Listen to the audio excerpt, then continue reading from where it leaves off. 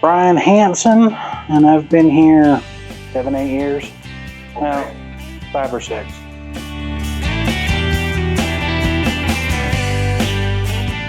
Seven years.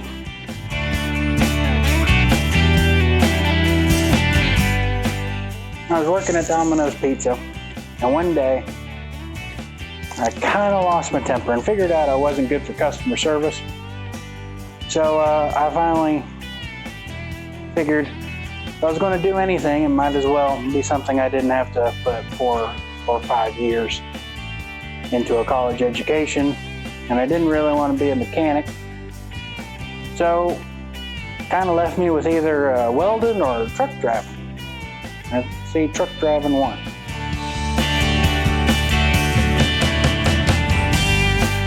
Every driver here knows everyone else that works here. We all have a working relationship.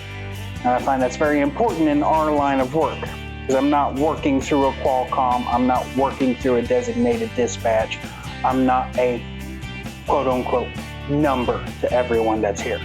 I am Brian Hansen, Fat Bastards Incorporated.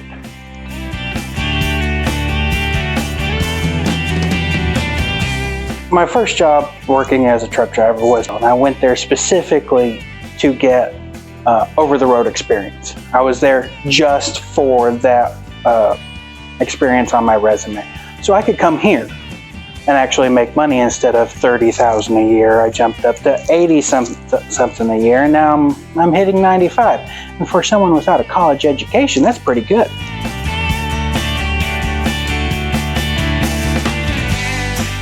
Well, where else am I going to make $95,000 a year?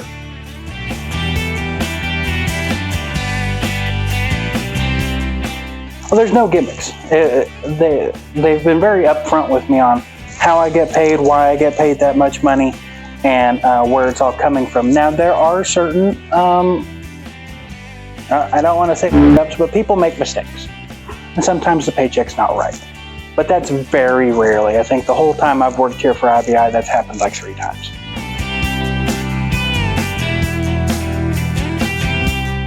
Oh no, I just call Scott.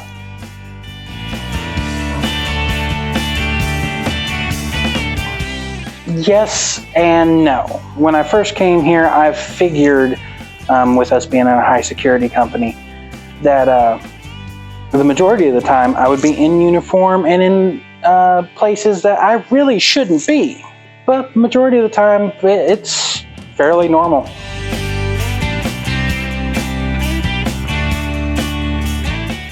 Yes. I don't know if there is such a thing as an excellent work-life balance as a truck driver. We're never home. And that's just that takes a very specific mindset. That doesn't really bother me. Now, admittedly, Scott and everyone else here does try and get us home at a reasonable time frame. And sometimes it happens and sometimes it's not. We are very short-staffed. So getting as much home time as we do is a miracle.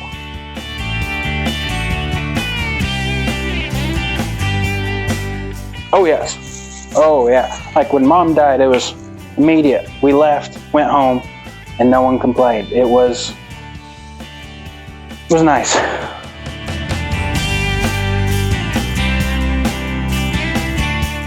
Oh yes, anyone that can run team and has someone that they already know that they can run with and not kill should come to IBI as long as they have a clean background. Well, I would only suggest a team come to IBI. Single drivers are, well, they don't fit. Like, we need a team, and finding someone to run with is hard. Being a single driver is not what this job needs. You need to be someone that already has someone you can work with and, as I said before, not kill.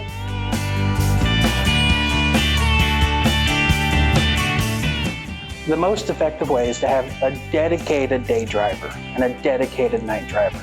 Now, your day driver is not going to get the same amount of miles as your night driver. Not going to happen. A lot of times we're stuck in traffic, we're in high-risk areas, or we're sitting at a dock because someone messed up the paperwork. It happens. It's part of the job. But having that dedicated schedule allows not only the day driver to know what they're going to be doing for the rest of their time working for IBI, but it allows for a set schedule. And if something breaks down on the night shift, the day driver doesn't have to do anything. The night driver does. Something goes wrong on the day shift, well, the night driver's there in case they need help, but it's not really needed majority of the time.